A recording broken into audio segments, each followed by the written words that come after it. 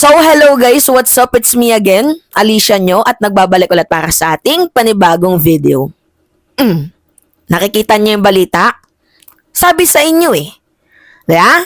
O ngayon, dito papasok sa atin na habang sinasabi nila na itong si FPRRD daw po ay political game changer, political chess master, hindi nila alam itong si PBBM is tigre. Kung kumilos. 'Di ba sabi ko nga sa inyo, analyzation ko kahapon. Do you think ba, mga minamahal, na itong si Juan Ponce Enrile, si Manong Johnny, ay kasama, parte ng plano, strategic move ni President Bongbong Marcos? Which is now, it makes sense. Hindi ko naman sinasabi na yan talaga yung plano ni PBBM kasi pwede nating i-intact doon na yung ginawa ni Manong Johnny is tama lang naman kasi naaayon at dapat talaga nakabatay tayo sa konstitusyon. Pwedeng ganon. Pero hindi nyo ba naisip, mga minamahal, una sa lahat ng mga politician dyan, si Manong Johnny lang ang nagsalita. Pangalawa, alam naman natin na itong si Manong Johnny ay madami nang na-survive na era. Ano yung era? Era nga ng dinosaur, nakasurvive eh. Ngayon pa kaya na era ng mga crocodile dyan sa Senado? Imposibleng hindi to makasurvive. Ang tagal na nito sa politika, sa totoo lang. So I think it is just a wise move, strategic move, kung sakali man na parte ng plano itong si JP na siya yung magsalita. Kasi wala nang mababangga. Si Juan Ponce Enrile, kahit tirahin niya ng tirahin yung INC, yung movement ng Iglesia ni Cristo. Bakit? Kasi wala na siyang utang na loob. Hindi siya katulad kay Tolentino, hindi siya katulad sa mga Villar, Cayetano, na kailangan nilang lumaro sa politika kasi nangangailangan sila ng boto. Yung sinabi, yung stand, yung post ni Juan Ponce Enrile, mga minamahal, hindi ko naman totally sinasabi na umagri tayong lahat, pero nakabatay naman talaga sa konstitusyon ang kanyang sinasabi at natatakot siya sa possible consequences na baka, ma-undermine yung mga susunod na presidente ng bansang Pilipinas nang dahil lang sa ginagawang rally, sa ginagawang movement ng Iglesia ni Cristo, ng INC. But anyway, nagigets nyo ba yung punto ko? So kung sinasabihan nila itong si PBBM na weak leader, ano to? 'Di ba? So meron ng laman yung analysis ko sa inyo. Gets nyo? Basahin natin Kanina ko pa yan dyan nakalagay yung article na yan. Sabi dito, Marcos, Enrile right on INC rally. But Duterte impeachment timing is off. Yan na nga. Ito na nga.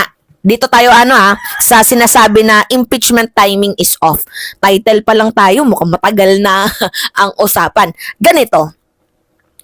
Imagine, itong impeachment na to, hindi to basta-basta. Bakit? Kasi number games ito. Numero base. Number games. And time base. Bakit? Dalawa yung sinaalang-alang dyan, I think, ni PBBM. Kung kaya't nasabi niya sa text message na, wag muna tayong, wag yung munang i-impeach as of the moment si Sara is unimportant. Okay, alright. May justification na tayo doon, matagal na Kasi yung impeachment talaga, mga minamahal, number games yan. Una, diyan sa lower chamber. Okay, nakikita naman natin yung lower chamber medyo G na G. Siguro I think makakapasa. Maaakyat dito sa upper yan. Pag naakyat naman dito sa upper, kailangan mamuliti ka si PBBM kasi nandyan pa din kahit papaano yung mga senador na maka-Duterte at naniniwala sa pagbalik ng mga Duterte. Kaya nga dapat yung mga inendorso ni PBBM na mga senatoriable, iniisip sana niya na magbe-benefits ba siya dyan? Kasi ganito kapag umakyat sa upper chamber, yung impeachment, nandyan yung mga senador na mga maka-pro Sara pa. For example, si Bato, si Robin, sabi na, ayoko naman magpaka-plastic, pero nakikita nyo naman yung boto ko, talagang no talaga. Maganon si Robin, which is katangahan mo yan, Robin. Buwa ka ng inang shit ka. Ikaw yung magiging court of di ba? Court of impeachment, magiging hurado ka. Nagsalita ka kagad ng boto mo, bias ka. Nagbabasa ka ba ng konstitusyon? Alright. Nandyan si Robin, si Bato, si Go. Yung mag-inang Villar, Cayetano, magkapatid na Cayetano. Nandyan din si JB Ejercito, si Jinggoy Cutie, si Amy Marcos. Number games nga ang impeachment. So, kailangang mamuliti ka, mga minamahal ng ating presidente, kung itutuloy ang impeachment ngayon. Bakit? Kasi, para sa akin, malabo talaga yung impeachment ngayon. Ako na nagsasabi sa inyo, pero naniniwala ako na dapat ma-impeach itong si Sara. Pero kung ngayon gagawin, hindi enough yung pasok ng timing. Bakit? Magmi-midterm election magmi-midterm election na, tas nandyan pa rin yung mga kupal na mga senador na yan. Alright. So, ano yung magiging boto? Merong boboto for impeachment. Pero hanggat nandyan pa yung mga kupal na mga senador na yan, mababasura lang ang impeachment. Tapos iaantay ka na naman ng another year. So para sa akin, I think, pwedeng mag-impeachment tayo if tapos na ang midterm election. Lalo pat kailangan ang mga makapasok na senador, mga anti-Sara. Diba? Sa tingin nyo ba? Yung mga nasa slate ni PBBM, lahat kanya yun? O, nandun yung Villar. Dapat sana, inano ng ating presidente yung kanyang mga diba? Yung kanyang mga senatoriable, hindi di porket malakas, panalo na sa kanya na, hindi ba? Sa tingin nyo, si Amy, kapatid niya yun. Si Tulfo, si Erwin. Hindi, si Erwin Tulfo, posible. Mga minamahal na bumoto yan ng yes. Posible. Kasi, ang natutunugan, natatakbo bilang presidente ng bansang Pilipinas ay si Raffy. Diba? Si Raffy Tulfo. So, magbe-benefits ang mga Tulfo once na itong si Sara Duterte ay ma-impeach. Diba? O kaya papanalunin nyo yung mga Tulfo, mga minamahal. Bakit? Kasi si Sara Duterte, posibleng ma-impeach, hindi na makatakbo. Alright, basahin na nga natin. Kanina pa tayo, daldal ng daldal. Sabi dito, sayin ko sa inyo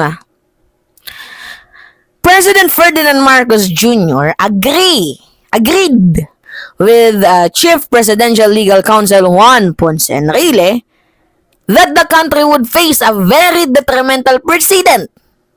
Ganito kasi, kapag yung INC sinunod ni PBBM yung kagustuhan ng Iglesia ni Cristo, yung susunod din, mga minamahal, na magiging presidente, matatakot na sa isang grupo. So, parang nagiging underdog na lang yung presidente sa kanila na kapag ayaw nila ng ginagawa, mag-rally, tapos susundin, may pananakot So, mga minamahal, are you ready for the long-term consequences na ginawa ng INC kung sakali man ang presidente ay hindi sumunod dito? Kasi mga minamahal, impeachment is a due process naman yan O kung tinanggal si Sara Duterte because of due process. Hindi naman siya binabraso Tingnan nyo, may nag-file ng mga impeachment pa isa-isa. 'Di ba? Oh. By the way, mayroong impeachment rally ngayon. Hindi naka-attend si Mima Alicia nyo. Pasensya na po dahil may inasikaso ako kanina. At mamayang 3:00, mayroon din akong meeting. So, pasensya na po. Hindi po tayo nakadalo. Alright. Going back sa ating topic. Okay. Very detrimental precedent. So, mga minamahal, yung punto kasi dito, isipin nyo na lang yung logic. Diba? Na kapag sinunod natin ng pamahalaan ng gobyerno, yung gusto ng INC, yung susunod na maging presidente, magiging underdog na lang din. Sorry for the term mahahawakan nila sa leeg. So, ready ba tayo sa ganong consequences na nakabatay lang yung desisyon ng ating presidente, batay sa kagustuhan ng isang grupo? Kasi in the first place, impeachment, mga minamahal, is a due process. Dinadaan ka, sa due process. At saka nasa konstitusyon naman yan If meron siyang nilabag na batas, if meron talaga, mga minamahal, idadaan siya sa due process, mag-file, pagbubutuhan. Parte ng konstitusyon ng impeachment. Para saan pa yung pagsusulat ng 1987 Constitution kung yung mga nakalagay doon ay hindi naman natin susundin? Kahit nga yung martial law Hey, Diyos ko. Alright, sabi pa dito, if the rule of law was not followed in the impeachment complaint against Vice President Sara Duterte, but he said that the timing of the moves was very poor amid the flurry of preparation for the 2025 midterm election. So, nagigets nyo na, if we will connect the dots, mga minamahal, from the very beginning ng hindi pag-agree ni PBBM na wag i-impeach itong si Sara Duterte, because dahil nga wala sa timing, 'di ba? So sana nagigets ninyo yung logic dito. Maybe tanong niyo sa sarili ninyo, gusto nga ba ng presidente ng impeachment kapag nasa perfect timing? Gets nyo? So I think ngayon, hindi to perfect timing, kaya hindi uma-agree pa sa ngayon ang presidente. But if you think na kapag nagkaroon na ng perfect timing, mga minamahal, nagigets niyo yung punto, pwede nang mag-impeachment. So, sana nagigets. Dito pa lang sa title, in really right on INC rally and really right on INC rally, but Duterte impeachment timing is off. Diyan pa lang sa title, mga minamahal, umaagree siya kay Enrile. Ano ba yung sabi ni Enrile? Kinokontra niya yung impeachment move ng INC. Against siya sa naging movement ng INC. So meaning, mga minamahal, umaagree siya sa sinabi ni Enrile. Ibig sabihin ba gusto din ng ating presidente na ng impeachment? Diba? Nandyan na yung logic, mga minamahal. Pero nakalagay dyan, Duterte impeachment timing is off. So, kung perfect timing, pwede na ba mag-impeachment? Tanong nyo sa sarili nyo kung ganyan ba din yung basa ninyo. Kasi, in really right on INC rally, nakikita naman ninyo na pinapaboran ni PBBM ang sinabi ni JPE, ni Manong Johnny. Yung stance ni Manong Johnny is pagkontra sa movement ng INC.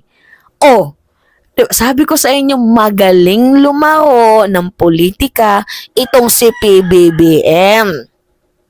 And if you think na he is very, very weak, tingnan nyo naman yung kanyang naging strategic move.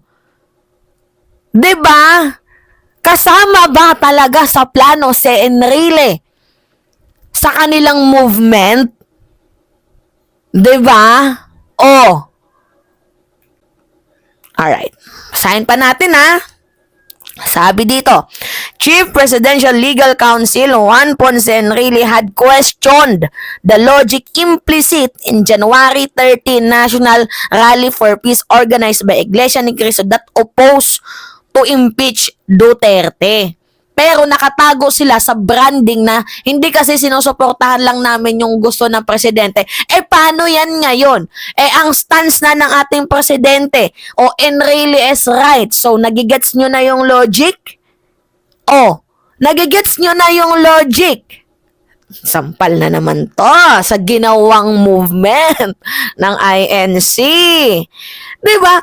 Tapos, ano yung sabi ni President Bongbong Marcos nung nakaraang araw? Yung pinalabas sa ni Bersamin na open naman daw po na nakikinig ang ating presidente sa kanyang mga cabinet official, lalo pat itong si Manong Johnny ay matagal na sa politika.